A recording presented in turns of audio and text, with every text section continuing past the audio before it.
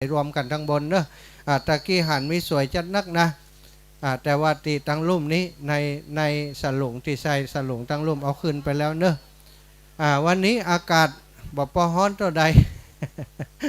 คนอยู่กันหลายเลยฮ้อนนักขึ้นมาเนาะวีกันยับใจพัดลมส่วนตัวเนอะเพราะปลั๊กไฟมันไปบ่ถึงมีนี่เหี่ยอันพัดลมอันเดียวอยู่ตั้งนอกนี่เนาะก็บ่ได้เป่าที่เฮานะไปเป่าที่คนอื่นพุ่นนะเนาะตอนนี้ลูกหลานนักเรียนโรงเรียนบ้านโรงเรียนอย่างก็ลูกตะกี้นะมานี่กำลังอาจารย์ลืมโรงเรียนบ้านกูทองกะล่องกูอีกอะเนาะเป็นก็ไอ้แม่